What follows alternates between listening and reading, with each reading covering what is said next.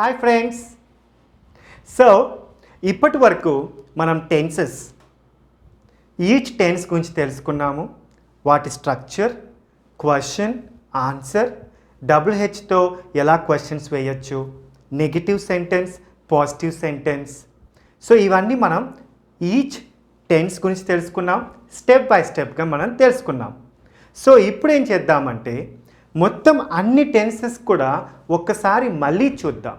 For example ప్రెజెంట్లో 3 ఉన్నాయి మనకి. Simple present, simple past, simple future. ఇవన్నీ కంపేర్ చేసుకుంటూ మనం చూద్దాం. తర్వాత కంటిన్యూస్, తర్వాత పర్ఫెక్ట్, తర్వాత పర్ఫెక్ట్ కంటిన్యూస్. ఇలా మనం అన్ని టెన్సెస్ ఒకేసారి మనం కంపేర్ చేసుకుంటూ చూసినట్లయితే మనకి ఇంకొంచెం క్లారిటీ బాగా వచ్చి మీరు టెన్సెస్ పట్ల మీకు ఏవైతే టెన్షన్ ఉందో అదంతా కూడా పోయి మీరంతా కూడా చాలా హ్యాపీగా టెన్సెస్ని యూజ్ చేయగలుగుతారు, ప్లస్ కాన్ఫిడెంట్గా మాట్లాడగలుగుతారు. So friends, let's get started. So ఇక్కడ మొత్తం మనకి ఎన్ని టెన్సెస్ ఉన్నాయి? 12 టెన్సెస్ ఉన్నాయి. ఇప్పుడు మనం తీసుకున్నవి ఓన్లీ ప్రెజెంట్. ప్రెజెంట్ అంటే వర్తమానం. Simple present, simple past, simple future. So friends, ఇప్పుడు మనము సింపుల్ ప్రెజెంట్ అంటే ఏంటి? ఇప్పుడు, రోజు, ఇట్లా అయ్యే పనులకు మనం చూస్తున్నాం. సో నేను మొత్తం డీటెయిల్గా తీసుకోవట్లేదు, మీకు నేను కంపారిటివ్గా చెప్తున్నాను. ఇంకా ఎవరైతే డీటెయిల్గా మీరు ఈచ్ టెన్స్ గురించి తెలుసుకోవాలనుకుంటున్నారో వాళ్ళు నా ఎర్లియర్ వీడియోస్ చూడొచ్చు. Okay friends, yeah.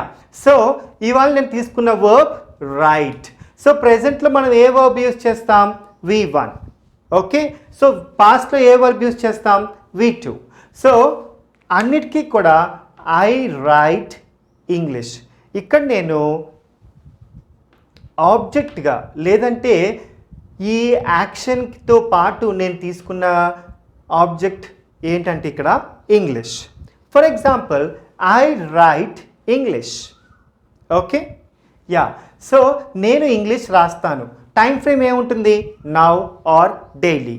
So you write English, we write English, they write English, he writes English, she writes English, it writes English.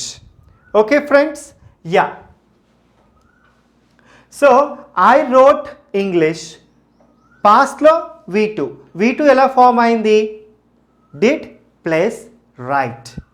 So you wrote English, we wrote English, they wrote English, he wrote English, she wrote English, it wrote English. ఫ్యూచర్లో will plus V1 ఉంటుంది మనకి. Okay friends, so I will write English, you will write English, we will write English, they will write English, he will write English, she will write English, it will write English. Friends, మీరు గమనించాల్సింది ఏంటంటే ఇక్కడ అన్నిటికీ right ఉంది, he షీట్కి rights ఉంది. మనకు తెలుసు కదండి, హీ షీట్ ఉంటే డస్ ప్లస్ రైట్ అని అనొచ్చు, లేదంటే V1 SRES form. So he writes అన్నా ఒకటే, హీ డస్ రైట్ అన్నా ఒకటే. ఓకే, కానీ పాస్ట్లో అన్నిటి పక్కన మనకి V2 ఉంటుంది. V2 ఎలా వస్తుంది మనకి? డిడ్ ప్లస్ V1తో వస్తుంది. ఐ డిడ్ రైట్ ఇంగ్లీష్ అని అనొచ్చు, ఐ రోట్ ఇంగ్లీష్ అన్న అనొచ్చు. ఫ్యూచర్లో మటుకి విల్ ప్లస్ V1 వస్తుంది. ఇదివరకు రోజుల్లో ఫ్యూచర్ కాంటెక్స్లో షెల్ వాడేవారు, ఇప్పుడు మటుకి ఓన్లీ విల్లే వాడుతున్నారు. సో ఇక్కడ ఐ విల్ రైట్ అన్ని సబ్జెక్ట్కి విల్ ప్లస్ V1 వస్తుంది. ఇప్పుడు మనం క్వశ్చన్స్ చూద్దాం. సో ప్రెజెంట్లో do or does. So do I write, do you write, do we write, do they write. ఇక్కడ does he write, does she write, does it write. As question, so ఆన్సర్గా మనం చెప్పుకుంటాం. Do I write అంటే yes I write or I do write is correct. Does he write? Yes he writes or he does write is correct. పాస్ట్లో question ఎలా ఉంటుంది? Did I right, did you write, did we write, did they write, did he write, did she write, did it write. ఆన్సర్లో yes I wrote or I did write. You did write or you wrote. Did we write? Did they write? Did he write? Did she write? Did it write? ఇక్కడ will I write? Will you write? Will we write? Will they write? Will he write? Will she write? Will it write? మనకు తెలిసిందే కదా. So క్వశ్చన్లో helping verb ముందుకు వస్తుంది, subject తర్వాత ఉంటుంది. Okay friends, next positive negative. ఇక్కడ ఐ రైట్ ఇంగ్లీష్, మరి నెగిటివ్ సెంటెన్స్ రైట్లో డూ ఉంది. So I don't write English are I do not. Do not is equal to don't. You don't write English, we don't write English, they don't write English, he doesn't write English, she doesn't write English, it doesn't write English. ప్రెసెంట్లో సింపుల్గా. Simple పాస్ట్లో అన్నిటికీ did not పక్కన మళ్ళీ V1 వస్తుంది, ఎందుకంటే two past forms ఒకే సెంటెన్స్లోకి రావు. So I wrote English, negative sentence I did not write English. You did not write English. We did not write English. They did not write English. He did not write English. She did not write English.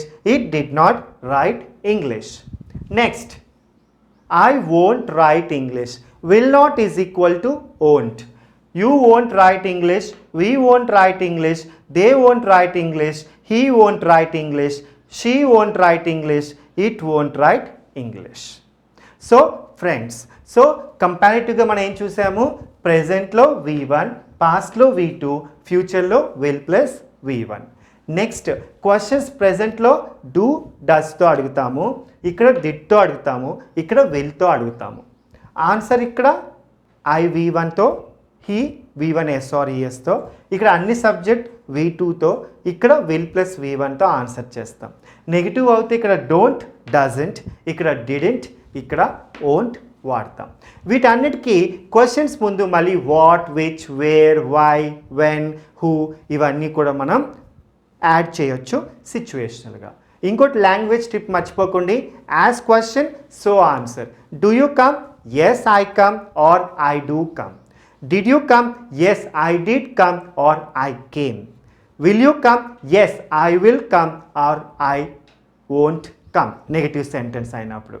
Okay friends, so next మనము continuous, present continuous, past continuous, future continuous compare చేసుకుంటూ మనం సెంటెన్సెస్ని చూద్దాం. So ఇప్పుడు present continuous, past continuous, future కంటిన్యూస్ని మనం సెంటెన్స్ని compare చేసుకుంటూ తెలుసుకుందాం. Friends, ఇక్కడ ప్రెజెంట్ కంటిన్యూస్లో V4 వర్బ్ మనం వాడతాం. V4 is equal to V1 plus ING. అంటే ప్రెజెంట్లో కంటిన్యూ అయ్యే యాక్షన్స్, పాస్ట్లో కంటిన్యూ అయ్యే యాక్షన్స్ ఒక టైం నుంచి ఇంకో టైం వరకు, ఫ్యూచర్లో కంటిన్యూ అయ్యే యాక్షన్స్ ఒక టైం నుంచి ఇంకో టైం వరకు.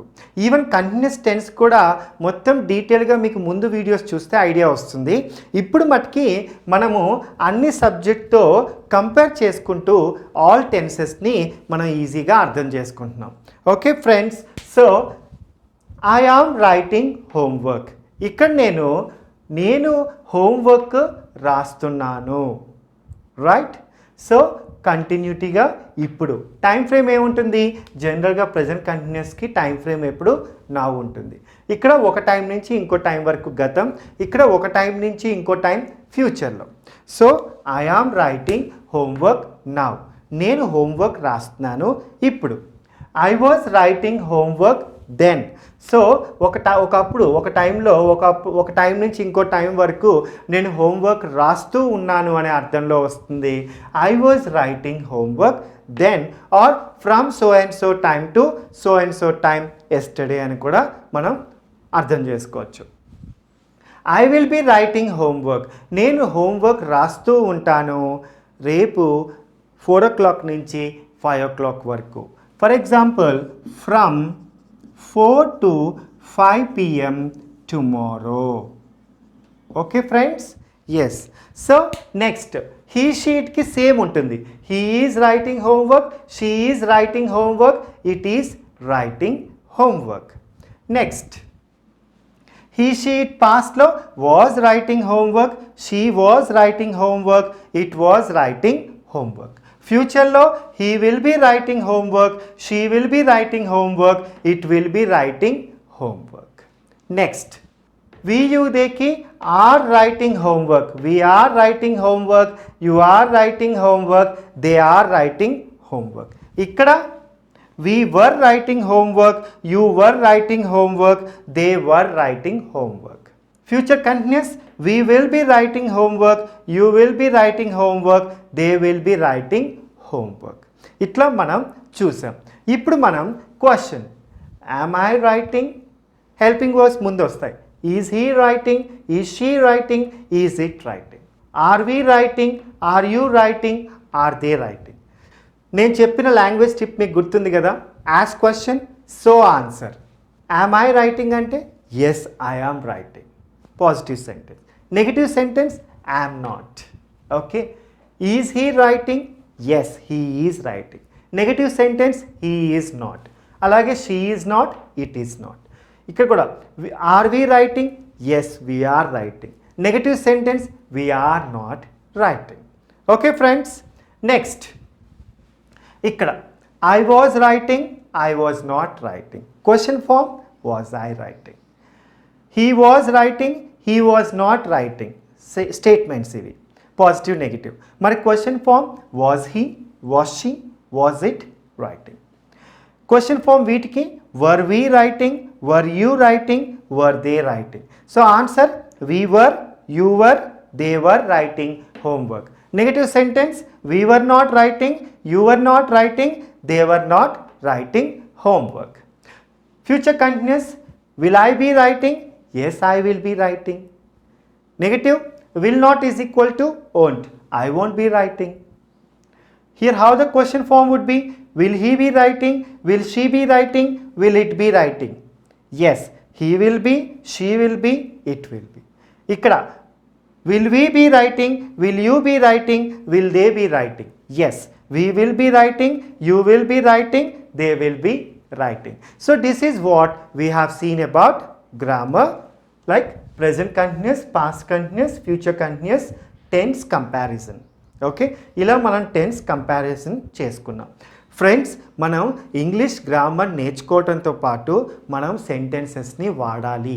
అప్పుడే మనకి స్పోకెన్ ఇంగ్లీష్ ఇంప్రూవ్ అవుతుంది. ఓకే ఫ్రెండ్స్, వీటికి మనం WH క్వశ్చన్స్ కూడా యాడ్ చేసుకోవచ్చు. When am I writing, when is he writing, when are you writing, అలాగా. Okay, so what, when, which, ఇవన్నీ సిచ్యువేషనల్గా వాడచ్చు. సో నెక్స్ట్ మనం present perfect, past perfect, future perfect మన సెంటెన్స్ని అన్ని సబ్జెక్ట్తో కంపేర్ చేసుకుంటూ చూద్దాం. ఇప్పుడు present perfect, past perfect, future perfect చూద్దాం. ఫ్రెండ్స్, మనకి పర్ఫెక్ట్ అంటే గ్రామర్లో పాస్ట్ అని తెలుసుకున్నాం. సో పర్ఫెక్ట్కి మనం ఎప్పుడు కూడా V3 యూజ్ చేస్తాం.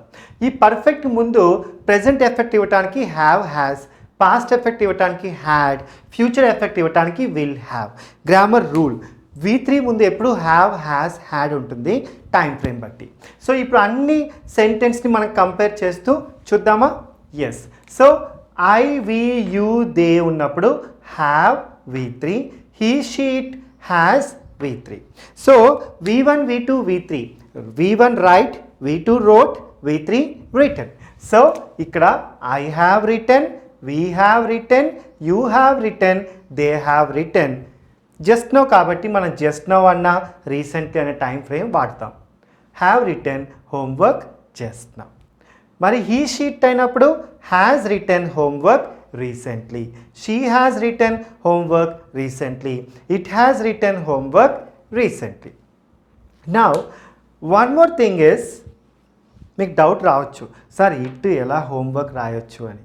ఇప్పుడు వస్తున్నాయి కదా మనకి రోబో హెల్ప్తో మనకి రీడ్ చేసినట్లయితే అది రాసుకుంటూ వెళ్ళిపోతుంది ఒక మెషిన్. సో కొత్తగా మనకు ఇప్పుడు కనిపెట్టారంట. సో అక్కడ ఆ సందర్భంలో మనం వాడచ్చు.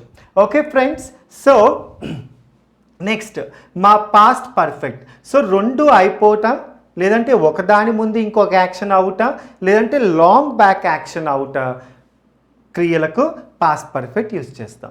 స్ట్రక్చర్ ఎలా ఉంటుంది? హ్యాడ్ ప్లస్ V3 అన్నిటికీ. I had written, we had written, you had written, they had written, he had written, she had written, it had written. So homework time frame long back or before you wrote అంటే ఏదైనా ఒక దాని ముందు లేదంటే ఒక దాని తర్వాత after 2 PM. Next future perfect. Future perfect ఎలా చూస్తాం మనం? I we you they he she it పక్కన will plus have plus written plus homework. So I will have written homework, we will have written homework, you will have written homework, they will have written homework, he will have written homework, she will have written homework, it will have written homework. కానీ ఫ్యూచర్లో ఒక time కల్లా అయ్యి ఉంటుంది అని చెప్పినప్పుడే మనం ఇది use చేస్తున్నాం. So I will have written homework by 3 PM tomorrow అంటే ఏంటి? రేపు నేను 3 గంటలకల్లా హోంవర్క్ చేసి ఉంటాను. ఇక్కడ అయ్యి ఉంటుంది ఒకదానికి ముందు లేదంటే ఎంతో సమయం క్రిందట లేదంటే ఒక దాని తర్వాత. ఇక్కడ ఇప్పుడే అయ్యింది, ఈ మధ్యనే అయ్యింది అనే సందర్భంలో వాడతాం. మరి క్వశ్చన్స్కి ఎలా ఉంటుంది? హ్యావ్ ముందుకు వచ్చి subject I we you they plus V3. ఇక్కడ హ్యాస్ ముందుకు వచ్చి he she it plus V3. ఇక్కడ హ్యాడ్ ముందుకు వచ్చి అన్ని subject I we you they he she it plus V3. ఇక్కడ విల్ ముందుకు వచ్చి I we you they he she it subject plus have plus V3 ఉంటుంది. టైం ఫ్రేమ్ లాస్ట్లో పెడతాం. మళ్ళీ క్వశ్చన్స్కి సిచ్యువేషనల్గా what, which, when, where, why, who ఇవన్నీ కూడా యాడ్ చేసుకోవచ్చు. For example when have you return homework, as question so answer, remember my language trip always. So when have you return అంటే ఆన్సర్ యూ హ్యావ్ రిటర్న్. క్వశ్చన్లో helping verb ముందు ఉంటుంది, subject తర్వాత ఉంటుంది. ఆన్సర్లో subject ముందు ఉంటుంది, హెల్పింగ్ వర్బ్ తర్వాత ఉంటుంది. మళ్ళీ ఒకసారి చెప్తున్నాను. When have you written homework? Yes, I have written homework just now. When has she written homework? Has she అన్నప్పుడు answer she has written homework.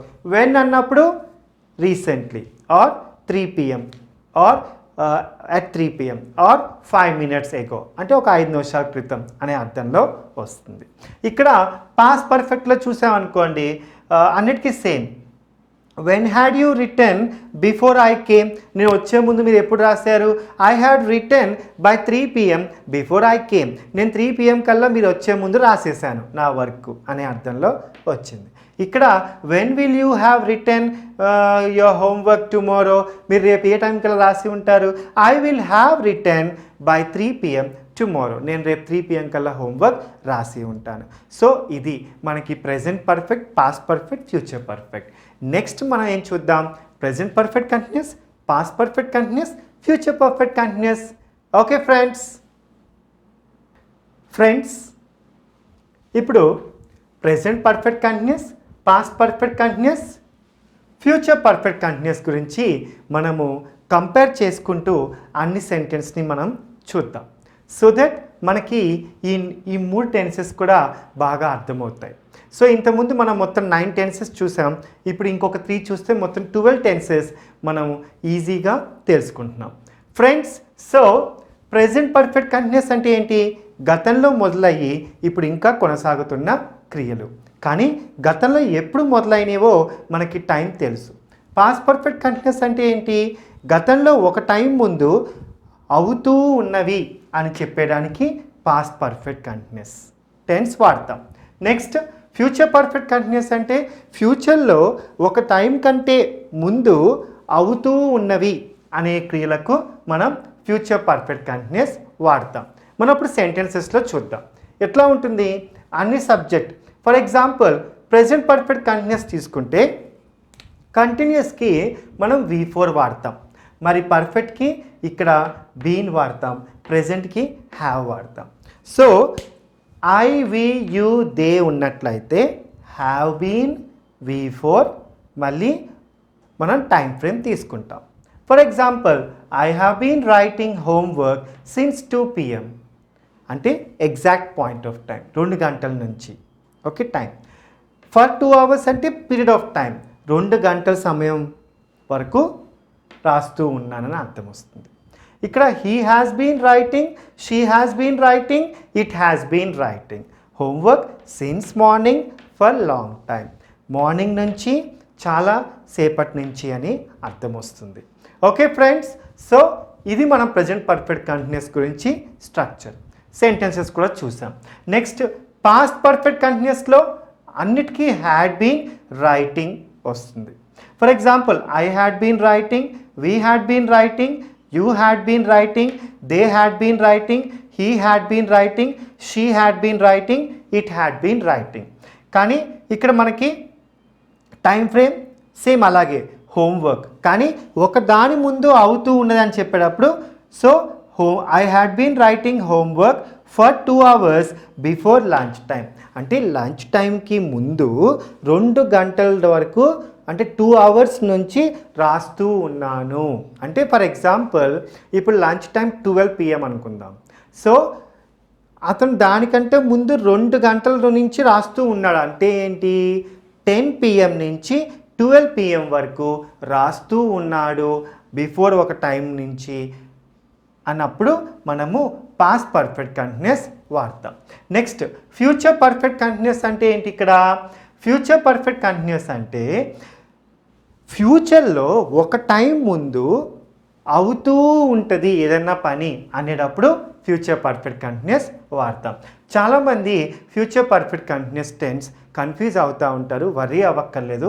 ఇప్పుడు ఎగ్జాంపుల్ చూద్దాం. I, we, you, they, he, she, it, will have been వస్తుంది. Writing V4, homework tomorrow for about 3 hours by 5 PM. So past perfect కంటిన్యూస్లో ఏం చూసాము? గతంలో ఒక టైంకి ముందు అవుతూ ఉన్నది ఒక టైం నుంచి అని చెప్పేటప్పుడు పాస్ట్ పర్ఫెక్ట్ కంటిన్యూస్. ఫ్యూచర్లో ఏంటి? ఫ్యూచర్లో ఒక టైంకి ముందు అవుతూ ఉంటుంది అని చెప్పేటప్పుడు future perfect continuous. For example, I will have been writing, we will have been writing, you will have been writing, they will have been writing, he will have been writing, she will have been writing, it will have been writing homework tomorrow for about 3 hours by 5 PM. అంటే ఏంటి? రేపు 5 గంటలకల్లా 3 hours వరకు రాస్తూ ఉంటాను. అంటే ఏంటి? Future టైంలో 2 PM నుంచి 5 PM వరకు రాస్తూ ఉంటానని అర్థం వచ్చింది. ఇక్కడేంటి? గతంలో 10 PM నుంచి 12 PM వరకు రాస్తూ ఉన్నాను అని అర్థం వచ్చింది. ఇక్కడ రాస్తూ ఉంటాను ఫ్యూచర్లో ఒక టైంకి ముందు, ఇక్కడ రాస్తూ ఉన్నాను గతంలో ఒక దాని టైం కంటే ముందు అనే అర్థం వచ్చింది.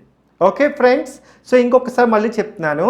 గతంలో ఒక టైంకి ముందు చేస్తూ ఉన్నాను అన్నప్పుడు పాస్ట్ పర్ఫెక్ట్ కంటిన్యూస్. ఫ్యూచర్లో ఒక టైంకి ముందు అవుతూ ఉంటుంది లేదా చేస్తూ ఉంటాను అనే అర్థంలో వచ్చినప్పుడు future perfect continuous. So friends, ఇది మనం స్ట్రక్చర్ మొత్తం ఇప్పుడు అన్ని సబ్జెక్ట్తో మన సెంటెన్సెస్ చూసాం. అదే క్వశ్చన్స్ అయితే have, I, we, you, they plus been plus V4, ఇక్కడ has plus he, she, it plus been plus V4. ఇక్కడ అన్నిటికీ had plus I, we, you, they, he, she, it plus been plus V4. ఇక్కడ will plus I, we, you, they, he, she, it plus have been plus V4. ఇట్లా మనం questions చూస్తాం. వీటికి మళ్ళీ WH questions కూడా add చేయొచ్చు. For example, when have you been writing? Ask question, so answer. Remember my language tip always. So I have been writing since 2 PM. When has she been writing? She has been writing since morning. How had we been writing? ఎలా రాస్తూ ఉన్నారు? We had been writing well. అట్లా ఇక్కడ వచ్చినప్పుడు for example, when will you have been writing? I will have been writing by 2 PM tomorrow. Like that. Okay friends, so ఇప్పుడు మనం first అన్ని tenses simple present, simple past, simple future, present continuous, past continuous, future continuous, present perfect, past perfect, future perfect, present perfect continuous, past perfect continuous, future perfect continuous, ఇలా మొత్తం మనం చూసాం. So ఇప్పుడు మీకు మళ్ళీ ఒకసారి అన్ని టెన్సెస్కి ఒకసారి నేను ఒక ఎగ్జాంపుల్ ఇస్తాను మీకు ఇంకొక మంచి ఐడియా కోసం. Simple present, I cook daily. Present continuous, I am cooking now. Present perfect, I have cooked just now. Present perfect continuous, I have been cooking since morning. Simple past, I cooked yesterday. Past continuous. I was cooking from 3 p.m. to 5 p.m. yesterday.